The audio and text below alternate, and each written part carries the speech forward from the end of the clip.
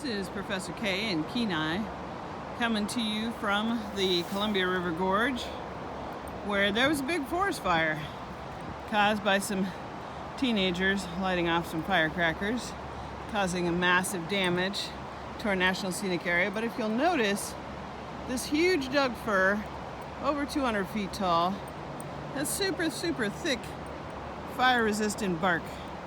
As I get closer to it, you can see that it was in the fire, totally burned, but as long as the top third of the branches at the top near the crown remain alive, the tree gets to live.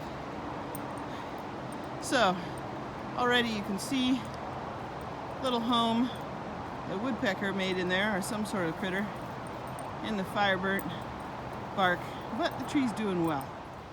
This is Professor K, once again out in the Columbia River Gorge with some of the trees that were a part of the Eagle Creek fire about a year and a half ago or so. And you can see there's lots of burnt wood here, but a lot of these trees are still living and the area is recovering thanks to the fire resistant bark. There are some snags, some standing dead trees like that one that didn't make it, but a lot of the big old trees have this big, huge, thick Doug fir bark, and they did make it.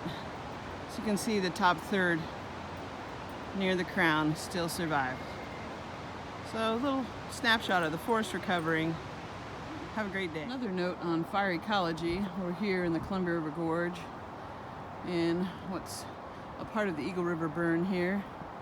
So that fires burn off a lot of the extra fuel that might be lying around in the forest. And you'll notice here in this fire area that although a lot of the older trees remain standing and growing and healthy, even though the fire came through here, their thick bark made them fire resistant. It's part of their adaptation to survive here.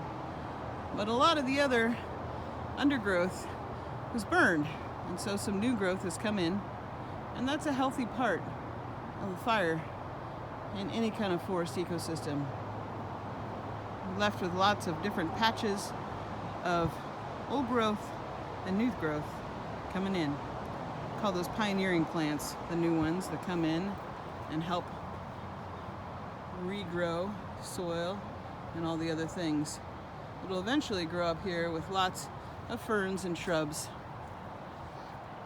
Have a great day.